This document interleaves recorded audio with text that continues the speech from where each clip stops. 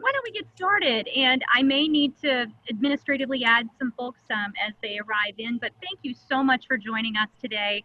Of course, Obi-Wan sitting right here to my right. I mean, we couldn't do it without Obi-Wan, right? So, and of course, former but never ever historic Obi-Wan in the audience as well. Kathy, right? Hey, Kathy. Yeah, so let's give some recognition there, right? So tonight we're here to talk about how we teach critical thinking. And this session is in succession. It's subsequent. We had a session last year, Gary and I did, and it was thinking about critical thinking. And we thought it was well received. What we were trying to do at that point was define this very nebulous subject. And you know, we literally came up with what we think could very well be a publishable definition. Maybe we'll add to some of that tonight. We'll have to see. But the point behind this evening's workshop is to build off of last year's workshop and, you know, our research that we've been conducting in this arena to talk about how all of us in our classes teach critical thinking. So do we have everybody in the waiting room? Okay, Kim's coming in. All right. So we'd like to, if we could, virtually go around the room and perform some introductions. But first and foremost, if I may, sure. I'm Stacy Boyer-Davis. I'm an assistant professor of accounting. Please don't hold that against me. I realize that this is an OB management org, but hey, I'm all about accounting and crunching the numbers, but OB minded as well. I'm our assistant department head for accounting, CIS, cyber defense, finance. I do online teaching and learning scholarship and professional development, and I guess for the next year, I'm the MBA interim director, so we'll see. But of course, to my right, go ahead, what? No, future university president in the making, no doubt. I would be remiss. Here we have MOBTS royalty sitting here with me. Dr. Gary Stark, please, would you introduce yourself? Or maybe there is no introduction needed. I'm Gary Stark. I am a professor of management, org behavior, HR, all that stuff. What Stacy didn't tell you is she has a past in HR, so she will fit right in. She's the woman of many talents. I don't know, just but you know what? I see a number of familiar faces here. I think what I learned earlier today and last year, this is my second year, by the way, here, and this is how many years have you been to MOBTS? 16, something like that. This is such an interconnected family. I'm discovering here that whenever we have introductions, people are saying, oh, I've been to the last 20. I mean, look, Joe's in the room. So, I mean, how many years are we going to get with You didn't go to the first one, but you've been to every one since, if I remember, Joe. It's 40. This is my 45th. So impressive. So what we'd like to do is, I really miss being with you all. And I know it'll take a little bit of time, but I'd just love for everybody to introduce themselves, say where they are, and how many years you've been coming to MOBTS. If we could do that, that would be wonderful. I think so. Should we start with Sarah? Let's start with Sarah. She might win the award for being the furthest away, right? Although closest, right? Hi, everyone. I'm Sarah Wright. I'm a lecturer at the University of Canterbury in New Zealand, and I usually do win the award for being the furthest away. So it's nice to be at a virtual conference where I have no jet lag. Yes. And then how about William? Okay, I go by Bill. Those of you that know me, Bill Carter. I'm at University of Baltimore. This is my second MOBTS. It's my first VMOBTS, I'll tell you that, which I think is probably true with everybody. And I teach strategic management and am really working on putting this subject into that class this next semester. So do a good session. Diana, we're going by. Diana Smart. I'm with University of Michigan Dearborn campus. I have been attending religiously MOBTS since Rhode Island. Was it 2017? Right. I think it was. Yeah, so let's assume it's 2017. And I've been to the both international and domestic get-togethers. Love it. Kathy Kane.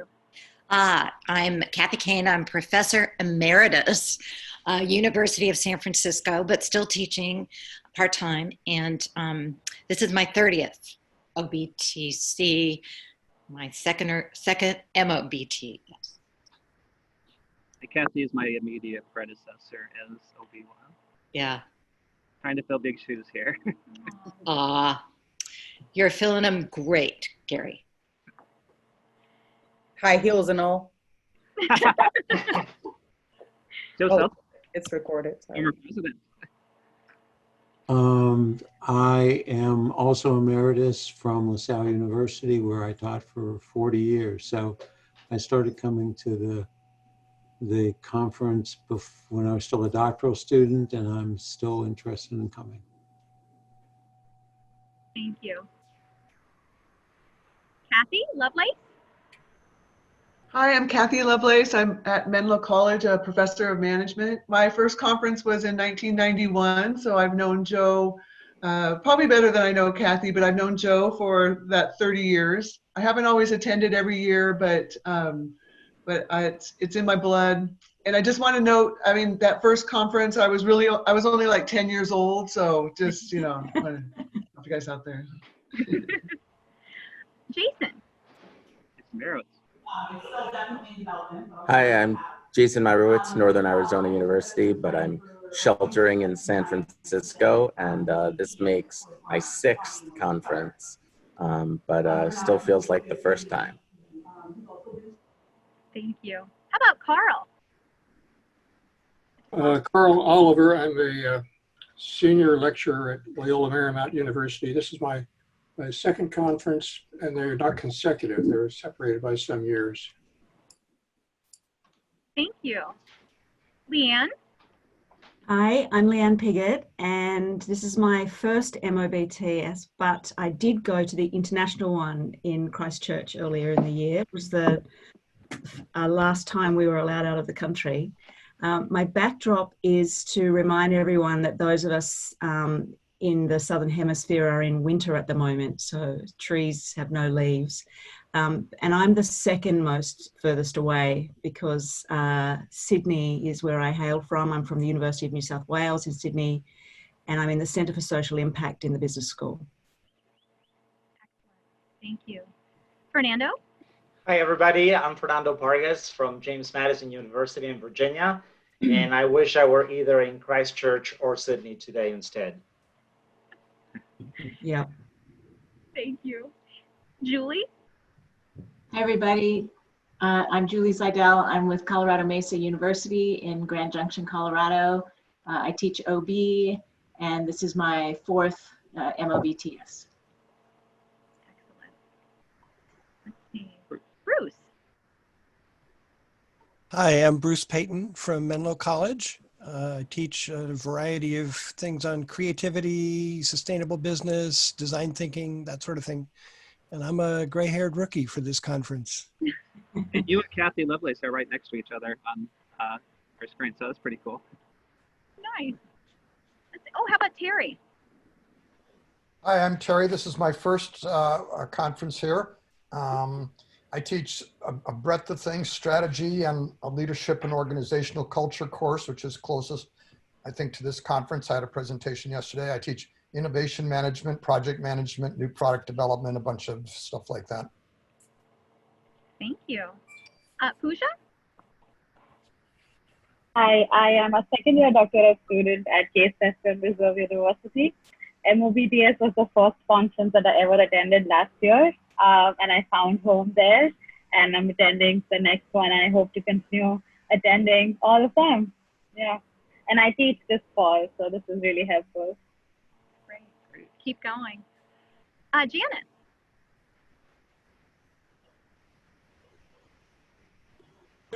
Sorry, everyone, struggling. It's only just after 7 a.m. I'm the second person from Sydney, Australia. So depending on which way you fly, Sarah, we've got the jump on you in terms of being the furthest away. I'm deputy head of school of the School of Management, and I teach a lot of sort of work integrated learning courses at the moment. Thank you. Heather? Hi, Heather Stewart, and it seems like there's a lot of Australians here. I'm from Griffith University in the Gold Coast, Queensland. So yeah, it's winter here, but it's still sunny and beautiful, and I'm on the beach, so I can't complain. This is my second MOBTS, my first one being at with Sarah's one at University of Canterbury in February, which was fantastic. So thanks. Okay, let's see. Deborah.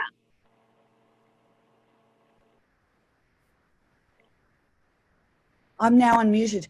I'm also from Australia. Obviously, I'm a colleague of Heather Stewart's, but I beat you all because I officially work at the University of Tasmania in Hobart. So I'm a very far south, but I'm currently on the beautiful Gold Coast. So I'm an accountant, and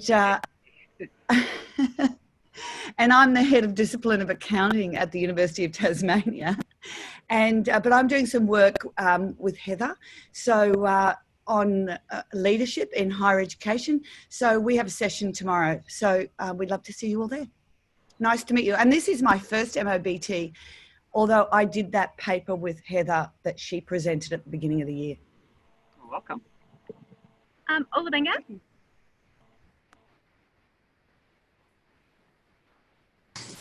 I'm glad to be here. I teach at Manhattanville College. I teach fundamentals of management, strategy. I teach business ethics and a capstone class and senior seminar class.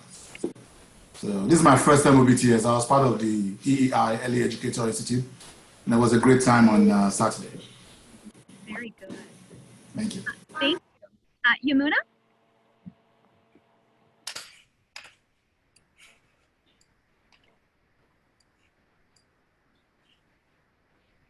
Maybe Yamuna? I'm sorry, I was unmuted. I was muted at that time. I'm Yamuna Baburaj.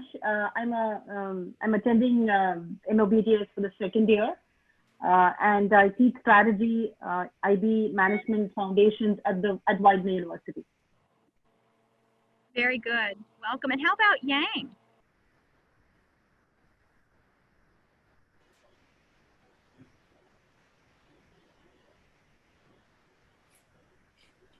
Yang, are you there?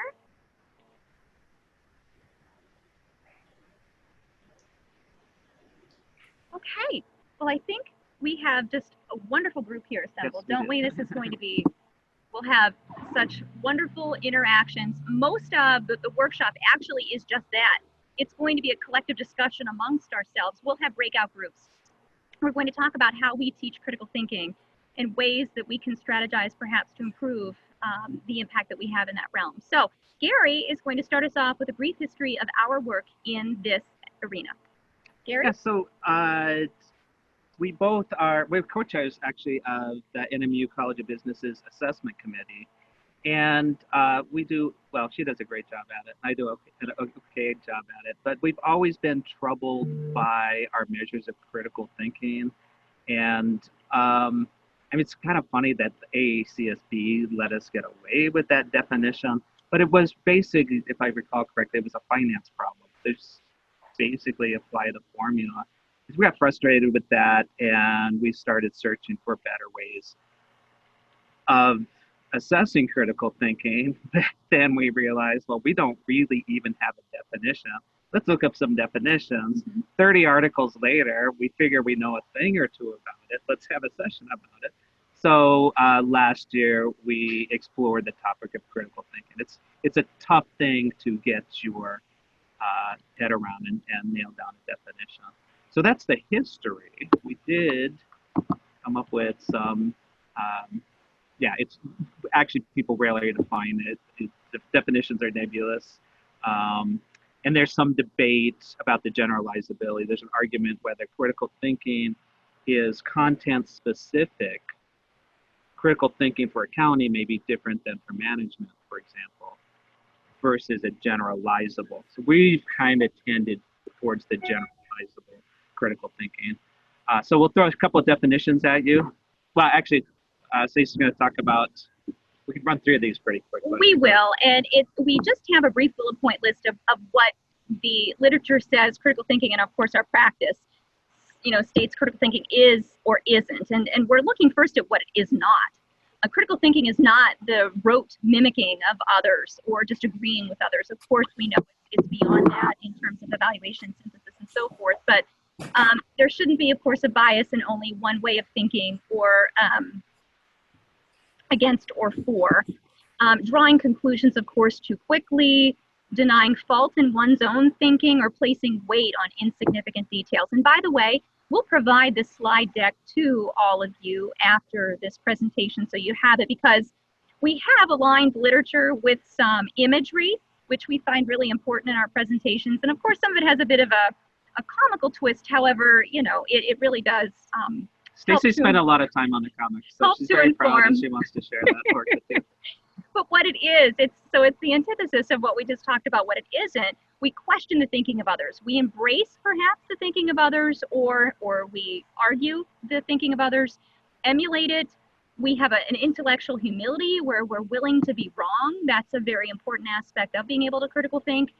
Questioning thinking, putting logic before biases, although we teach bias and attrition theory, and of course I did pinch hit and taught a graduate level OB class. Yes. So I do know a thing or two about this. But and then we recognize contradictions.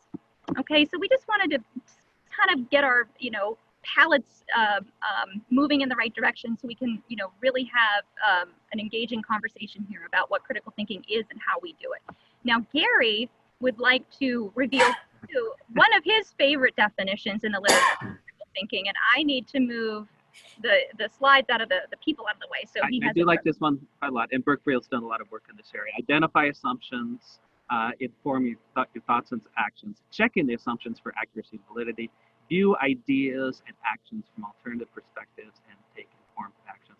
Actually, I think Stephen Brookfield was actually on our campus a few years ago, and I think we saved this slide, or I saved the slide from there. Mm-hmm. And so I mentioned that last year we had a session where we, put our heads together, with what we've learned from, the synthesis of our own research coupled with practice. And we had a few members of our audience that also had been conducting some research in this area. And we put together our own definition of what we believe it is. So this is straight from MOBTS 2019 from Mullane Cantori, which he's from Great Britain. Yeah, Great Britain. Miranda, Shea Van Fossen, myself, and Gary. Cognitive and affective abilities and willingness to engage with ideas that are familiar or ours, or unfamiliar others, to explore and inquire into connections and disconnections, stepping into the unknown.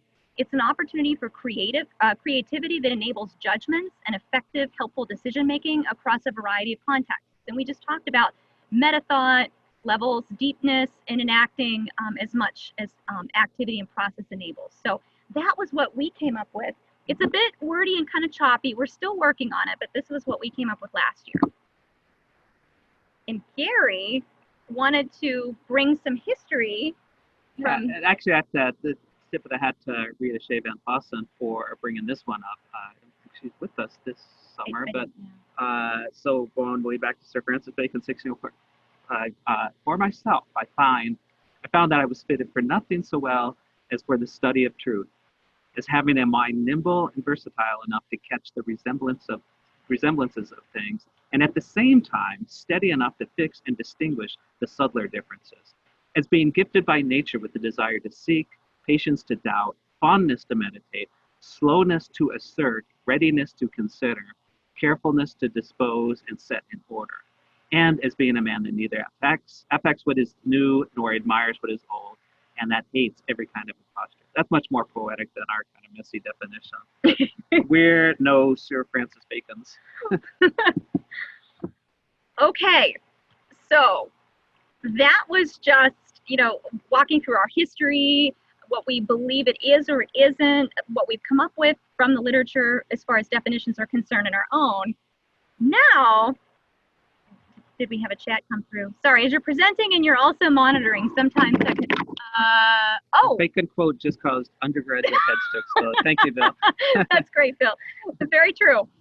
So how do we teach critical thinking? And that's where we're about to head into with our workshop activity.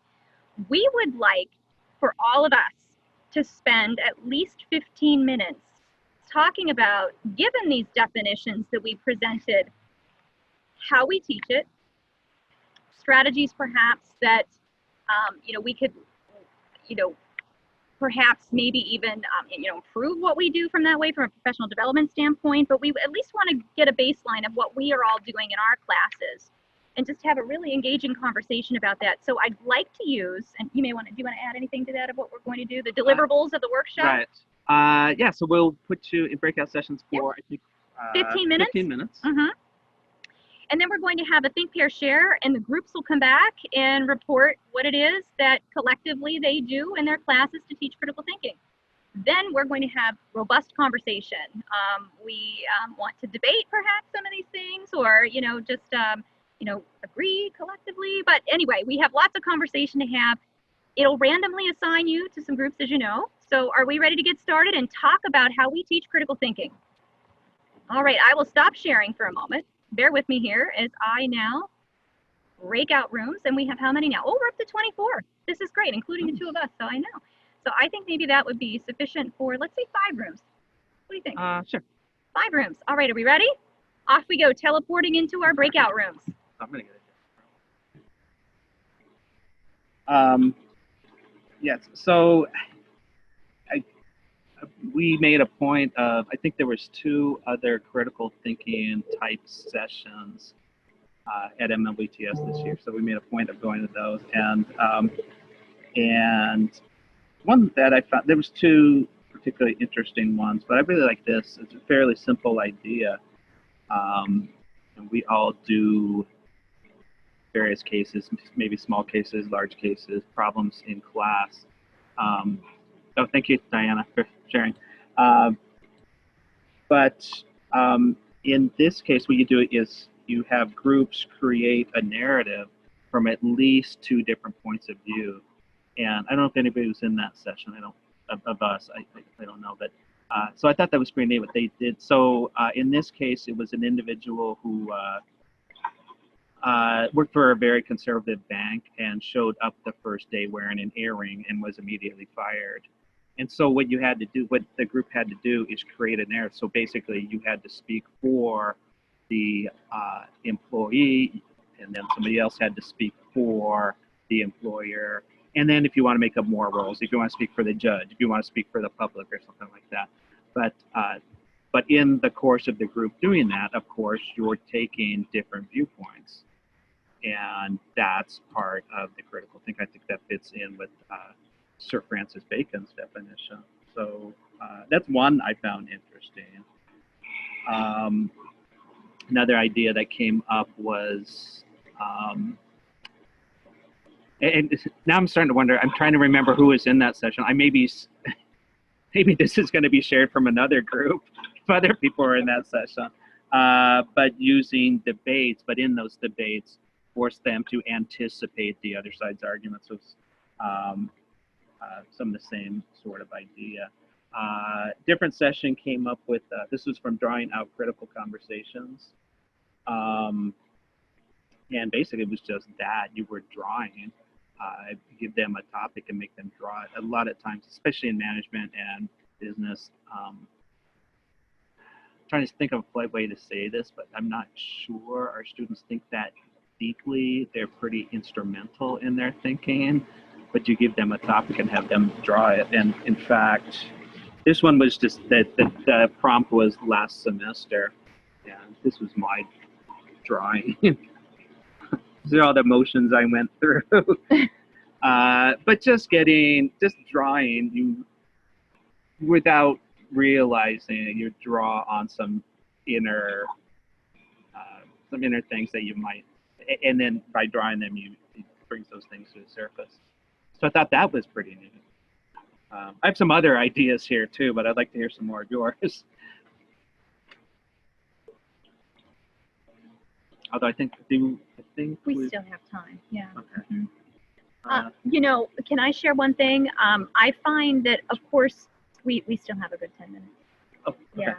I find that students are not comfortable with the process of critical thinking. That, you know, of course, on Bloom's taxonomy, it's far easier to, you know, be meeting that knowledge, you know, level versus analytics. And as you, you know, move further up, you know, that triangle, that, you know, it's more challenging for them, and they don't feel comfortable in that arena. But we know that they should be uncomfortable. Uncomfortable from the perspective of pushing themselves to think, you know, more deeply, reflect more on things. So, you know, I kind of, when the class begins, I lay that ground rule that, look, you know, it shouldn't be easy. We need to be, you know, it's so much more than just definitions and understanding the concepts. It's as we discussed what it is and what it isn't. You know, I try to have, you know, an initial conversation so that they know, because I find some students, I mean, look, here we are, we're academics trying to define what it is, right? So our students just don't know. And if we don't take the time to explicitly review in class with them what it is, then how can they know what our expectations are? So there is a rubric that I'll share with you later that I think is really helpful in, you know, kind of helping the students disseminate for themselves what it is and what it isn't. But if I don't have that conversation in class, they just don't know what the expectations are. So I find that to be helpful. That's kind of the bridge that you got to get them to, you know, traverse. Otherwise, you know, even if you do demonstrate critical thinking and you are a fish in water, I don't know, it just, you still need to explicitly just, you know, yeah, explicitly, sorry, administrative work there, explicitly need to have that conversation. Yeah, we just added somebody to the group, I think. Yeah. Greg Weissenborn. Yeah, Greg. Or maybe not. Okay. Maybe. Greg has been my friend since graduate school. Really? It's like that. Yeah. He and his, well, talk more, but he and his wife are my wife and mine, some of our oldest couple friends. So Greg, get your butt in here. I might need, I'll send him a note. What do you think? Another thing that I did in my ethics class, there's again, I snagged that from JMP, Jordan Williams in Thailand case. So it's about George Williams, who is a supervisor in a company that does some sort of shipping from a dock somewhere in Thailand.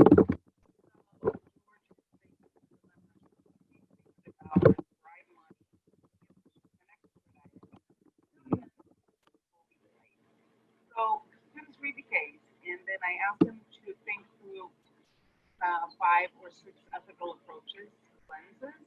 And if you were a proponent of utilitarianism, what would you advise George do and why? If you're a proponent of legalism, what would you advise George do?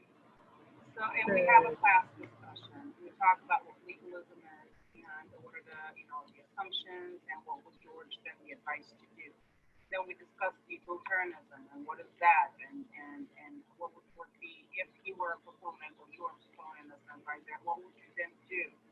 And so students see different angles, different perspectives, different beliefs, and then we ask everybody, what would you personally, which one do you subscribe to of these notions, and what would you do? And did you change your mind in the process of hearing different approaches? So that's not a good one that and again, I can share that with the group.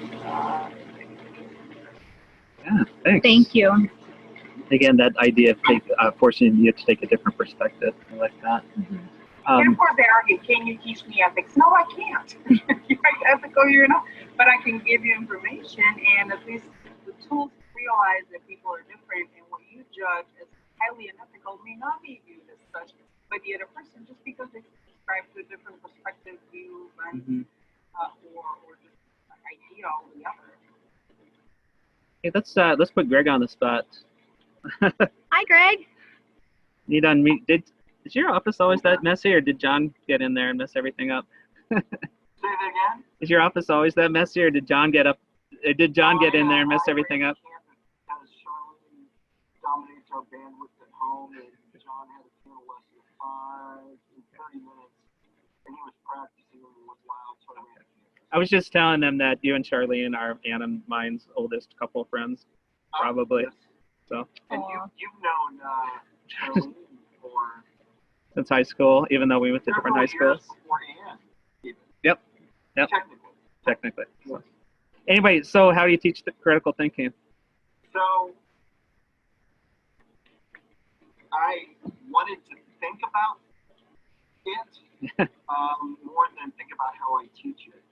My biggest challenge, I think, in my class, I think Diana and Gary know that I'm an operations management person, so I don't know that I am in the habit of teaching critical thinking so much as trying to get students to think about tool use and using the right tools to solve the right problems as operations management problems are introduced in the class.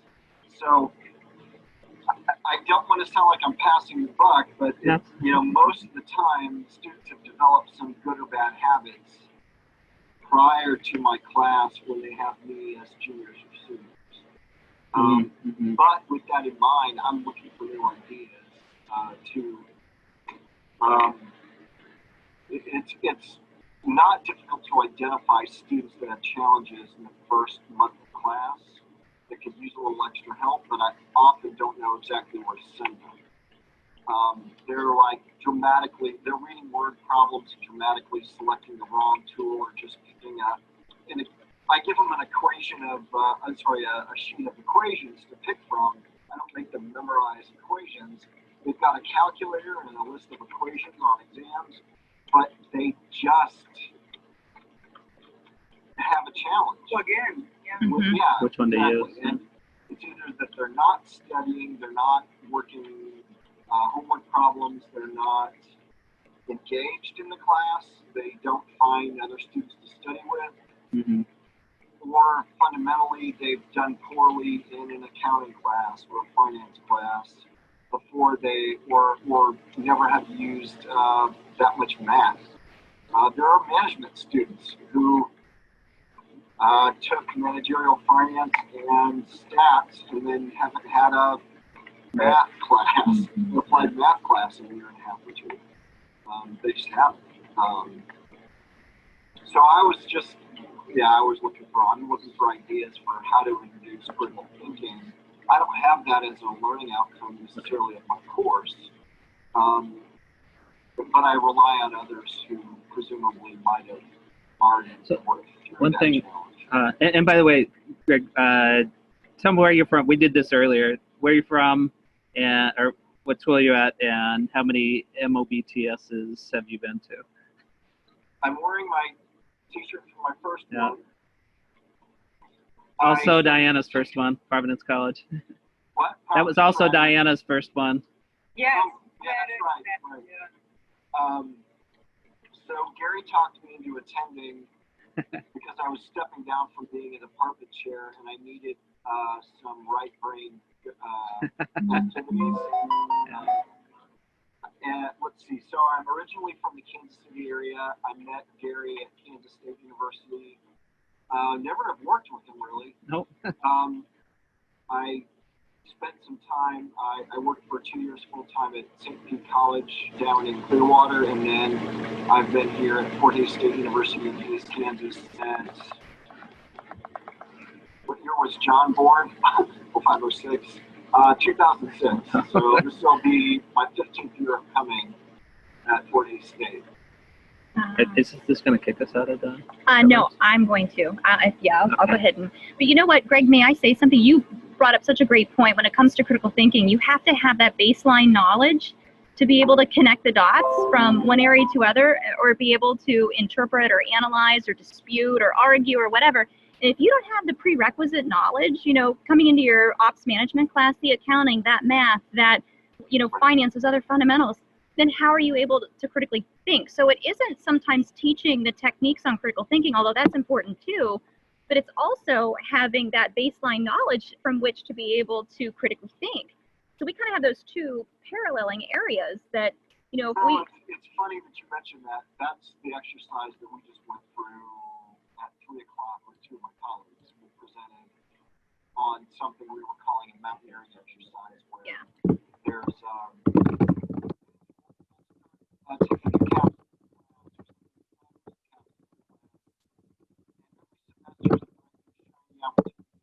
in the class, but the students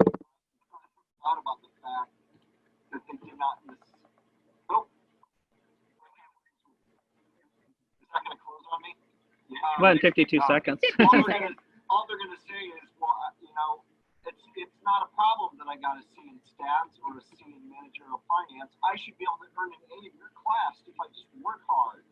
And right. so So you don't have exercise background. is more a reflection exercise at the beginning of the semester that suits about that a little bit more. But we do try to have them at least think about their gaps, even if we don't have time to address the gaps directly in my class. Cool. Anyway. Okay. So do you have a required foundational class where that's a program learning outcome where you know it's going to be addressed and assessed? For critically thinking for our assessment, it's embedded in all. It's yeah, courses. we try to embed it in all our courses. So. Right.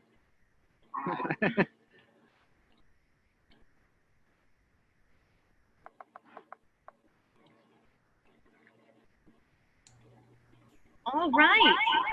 Whoa. Sorry. We both have our computers on. We are back, all 24 of us, and we had 5 breakout rooms. So why don't we start with, I'm going to go to breakout room 5 and begin there. Breakout room 5 was Deborah, Heather, Kathy Lovelace, and Terry Schumacher. How do you teach critical thinking, and what other aspects would you like to share with the group?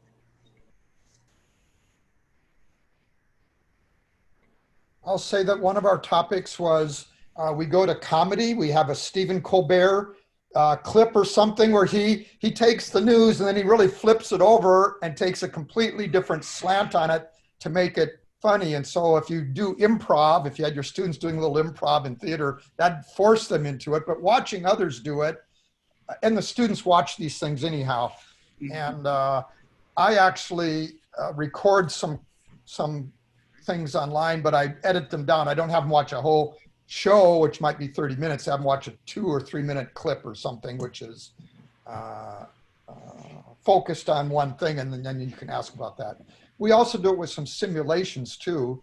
We have, I have some computer simulations where you play with one role like the manager, then you play with another role like the employee, and that causes you to adopt an alternative interpretation of events. Outstanding. What else do we have from group 5? Deborah, Heather, Kathy. Anyone else? Kathy was really good in explaining, and she might be better in explaining it herself, but I sort of came in first, and just after your presentation, my head was going to, well, and I'm not saying this is how I'm actually thinking, but a thought that came through my head was like, can we teach critical thinking? It's a very good question. We did talk about like all the different definitions and how, at least at my school, our definition of critical thinking is really kind of synonymous to maybe problem solving. And so there's always a lot of similarities. And I, with a couple colleagues of mine, we published an AMLE article looking at how we can do web-based simulations, how getting students into an active learning environment, you know, via the simulations for us was an effective way to teach critical thinking, and we were able to do pre-test, post-test, and to show that there was some success there. But I've been trying to do some other ways of teaching critical thinking through other experiential learning techniques, but we really kind of talked about how you have to get the students' attention, certainly, and so having provocative assignments where they are engaged is, I think, a requirement. Maybe you could share the reference to that in the chat. Okay, I will. Thanks. Thank you. Thank you. Should we go to 4? Anybody else from group 5, or should we go to group 4? Okay, group 4 was Carl, Kathy Kane, Felicia, Sarah Wright, and Yamuna.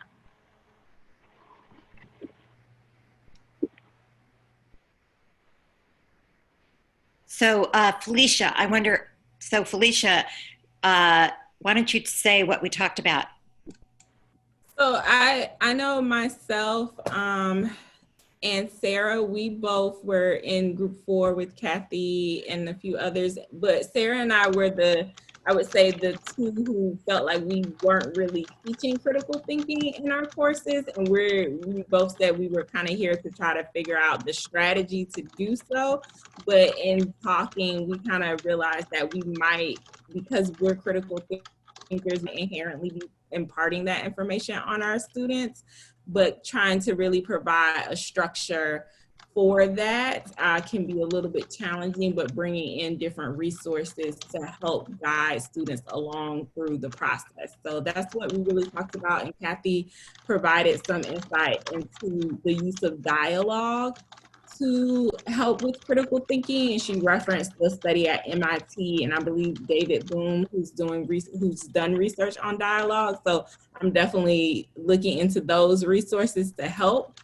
Because I teach graduate classes now, so I'm really looking to add the critical thinking into my courses as the students move through the program.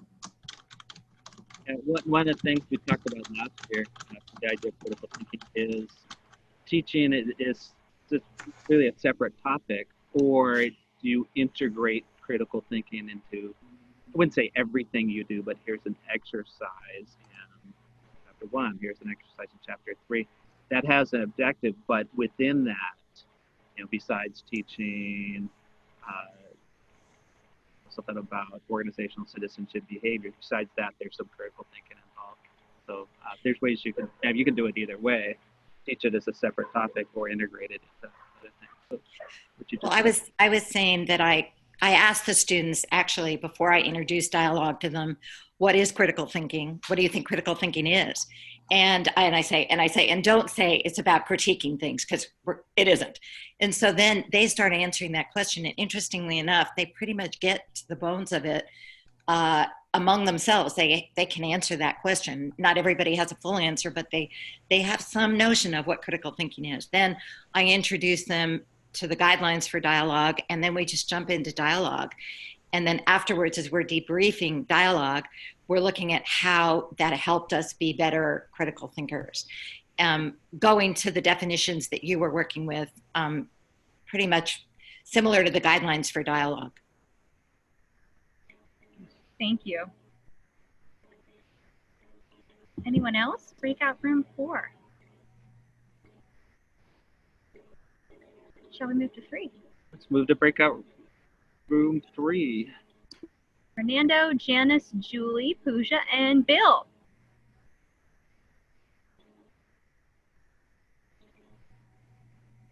Hold on, I'm typing something.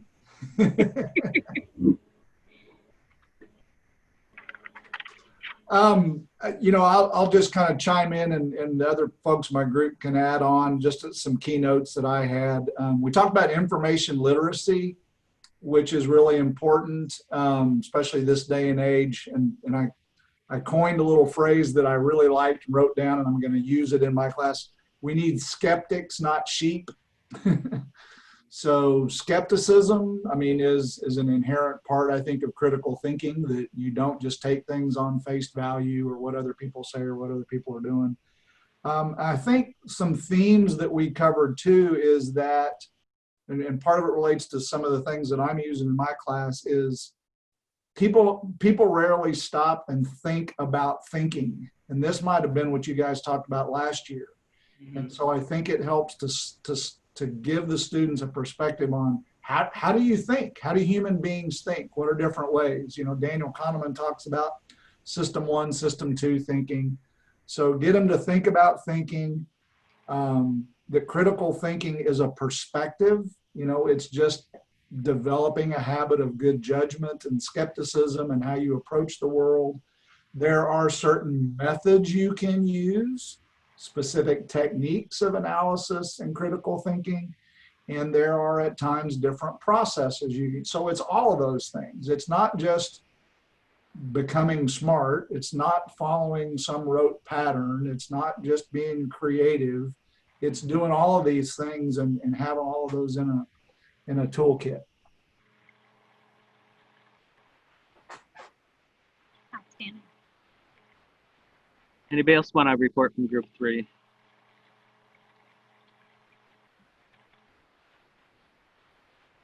Moving on to group 2, breakout room 2. That would be Bruce, Emilio, Jason, know their and governance.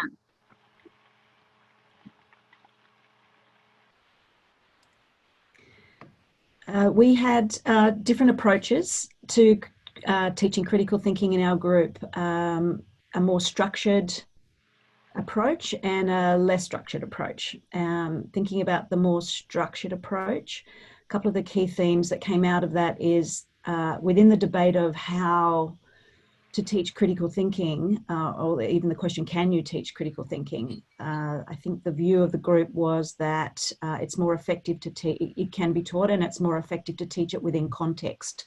So teaching it within the actual subject matter is probably the most effective way to teach it. And then thinking about different methods, I'll just talk about the one that I used, and then other members of the group could share theirs. I was responsible for teaching a large first-year undergraduate course, the first course the students took straight out of high school, and it was really important to shift them as quickly as possible off the memorization method. So we developed, my colleagues and I developed a method which we called ACAR, which is argument, counter-argument, rebuttal. And underpinning it was the idea of taking a very contemporary case, something out of the newspaper, for example, but requiring the students to have to research in presenting their arguments. So the first thing they had to do in response to a problem that was very current was to make an argument that was evidence-based. Then phase two was they then had to counter their own argument, again, going back into the literature and evidence-based counter-argument. Then they had to rebut their counter-argument, and in doing so, strengthen their original argument, and therefore also developing the skill of an argument that is connected. So it was forcing them to themselves, in teams, argue, counter, and rebut, and it had to be research informed, but something contemporary so that they could relate to it. Thank you, Leanne, very much. I loved Leanne's approach, and I wish that I had something that was as structured as that to introduce the concept of critical thinking to my students. What I tend to do is have questions that sort of are more integrated into the other topics of the semester. So for instance, in my current topics in management class, we have a unit on globalization, and then this past term I added a unit on coronavirus, but they were completely distinct ideas. But then I asked them to write a paper that answers the question, will the effects of COVID-19 lead to an increase or decrease in globalization? And so it forces them to kind of find the connections between disparate parts of the course. And the other thing that I mentioned in our session that I like is in my, when I teach this capstone strategy class, I start off by kind of giving them a review of some of the things that they covered in their other courses that they may have forgotten. And so you ask them a couple of OB questions, but I asked them a couple of math questions because they tend to have forgotten things that they learned in their stats classes and their econ classes. And then the one that I think really resonates is if you have a symphony playing and it takes a group of 5 musicians playing 5 different instruments, 60 minutes to play Beethoven's Fifth, how long will it take 10 musicians to play the same symphony? And so they all start doing the algebra and trying to figure it out. But then you say, no, think about what you're actually doing. You have here a symphony. It's going to be just as long no matter who's playing it. And so it forces them, I think, to try to use a little bit of critical or at least analytical thinking before jumping in to try to apply the tools that they have. Thank you. Did we present our group one? I think, Joe? Joe, I think you were taking notes for us and breakout. Yep.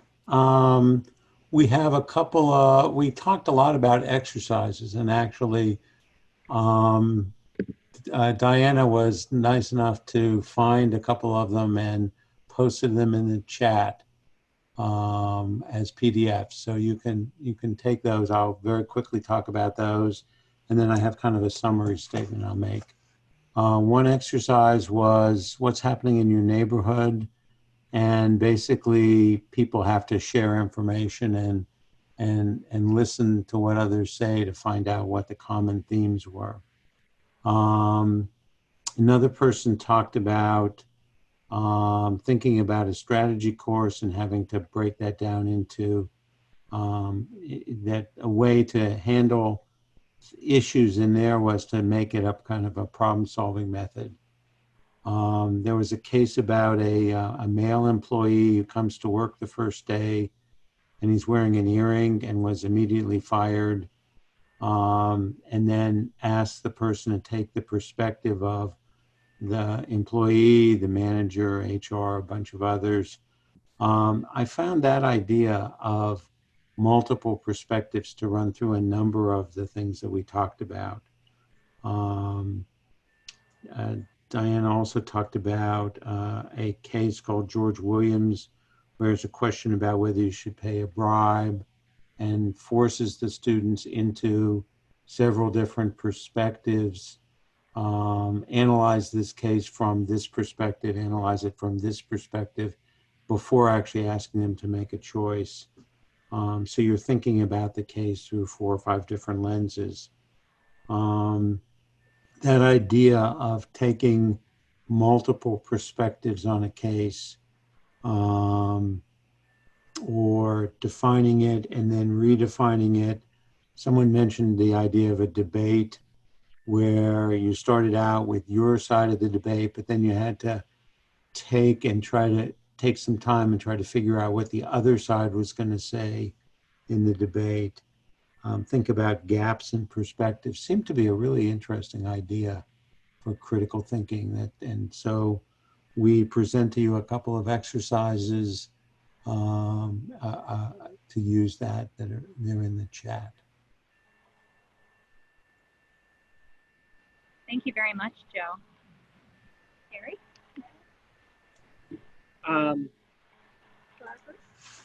Oh, yeah. What was I going to mention?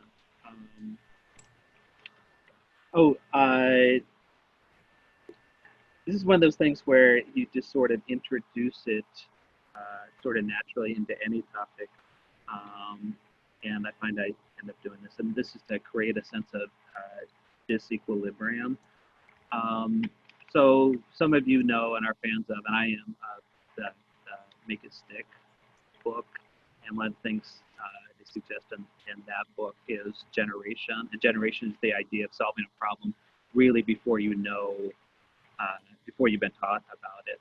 And that's sort of that introduces the idea of mental disequilibrium. Focus their attention.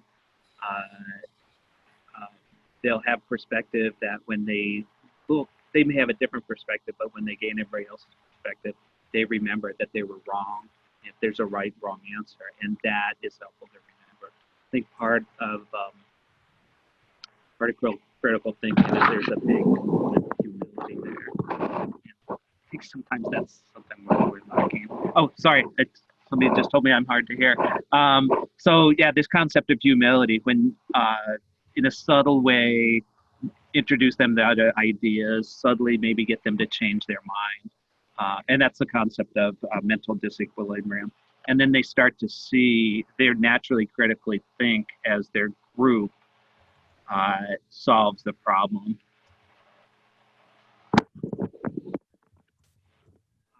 One other thing that I like to do is, and I call it Socratic questioning. I'm not sure if technically it's Socratic questioning, but I'm in the habit of, at least in my classes, rarely answering a question directly.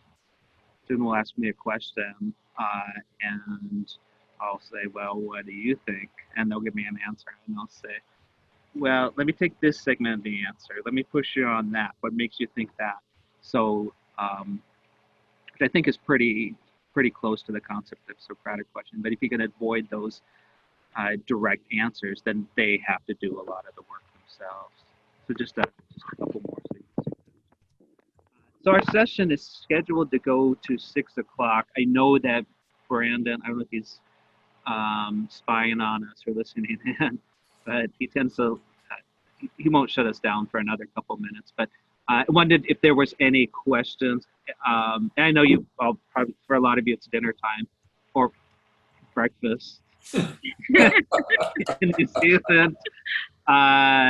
So you don't need to stick around. But meanwhile, if you have any questions for Dog anybody walking else in the time for group, Heather. dog walking time. Getting close to dinner time. I think Terry, I saw his hand go up. I have a comment. As people talked, I thought of one more thing. In my leadership class, we look at Conger, his book on charismatic leadership. Yeah. And in that model, you look at, here's the current situation, what are the problems it has, and the leader has to have a vision that solves those problems. So it's again, this two views. Here's how it is, here's how it will be if you join me in my pursuit of the vision. And that it's a creative act to come up with that vision, but it's again, this looking at from two different perspectives. One is critical of the current situation. The vision criticizes the way it is today is not acceptable. And if we achieve the vision, whatever the problem we face, that will be resolved, or some problems will be resolved. So that's another, something I teach, which I think helps support critical thinking. Is that in a particular book or article of his? It's called Charismatic Leadership. I think it's 97 or 98. It's a book, 8 chapters. Chapter 2 has the model of charismatic leadership of assessing where you are and where will you be, where do you want to be to solve those problems. Yeah. If you can do it easily enough, can you share that in the chat? Sure, I have to find my syllabus, but I've got it. Oh, okay. I mean, No, I've got it. Okay. Isn't it amazing how, with all of the different contributions this evening, there might be, some underlying themes, but we all really are practicing it in, various aspects in our disciplines, in our courses. And, oh, there we go, gap analysis. Yep, okay. Thank you, Greg. But, I find that if we don't explicitly, describe or at least provide, I like to provide a rubric that identifies what critical thinking is or isn't, so that can kind of start the conversation. And I like to really have in-class time to, not just assume that students may, understand. I mean, yes, do we all implicitly? Perhaps, but, lay the ground rules, try to develop that understanding with role play, debates, simulations, whatever, but making sure to have that explicit conversation about what critical thinking is or isn't. Any other questions from anyone else? Or comments or further insights. Please. I think one thing I tie into, so I link critical thinking to then problem solving process, and this is for strategic management, but I think it works for everything. Goes back, one of the women in my group was talking about how she studied film, and then you broke down watching a film into all the different parts. And so systems thinking, if you're trying to teach critical thinking about complex problem solving, I think giving them some grounding in systems thinking, being able to see things as a bunch of different pieces that are then related and breaking them all apart to understand it is a good approach. A little chaos, Bill? Complex adaptive systems, chaos theory, whatever you want to call it. That's right. Any other comments, thoughts, suggestions?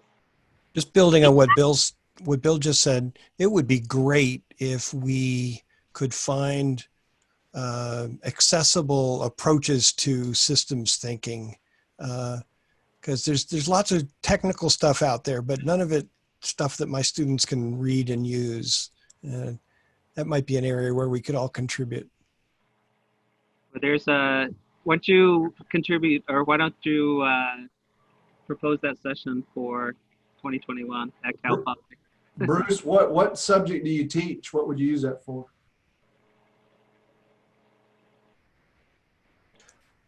I am teaching sustainable business, and I'm teaching a course on social impact in a global economy. And what I'm finding is that it's really hard to get students to understand how one idea might be connected to another one that's not immediately adjacent. I mean, within a firm, one of the things I'm going to use is Porter's work on activity systems. Mm-hmm. You think about all the different activities that go on in a business and how they're interdependencies. That's how I'm going to be using it. So if you can put it within the context of one firm, or if you're looking at an industry, there's all this literature out there now about ecosystems, which gives you a framework for maybe describing those kinds of things. I agree with you. You can't teach systems theory because that'll blow MBA students' minds, right? But if you can give them examples to just show how to look at something as a system and start becoming aware of those interdependencies and path dependencies and some of those concepts, that's a big start, I think. Bruce, I'm happy to help with that.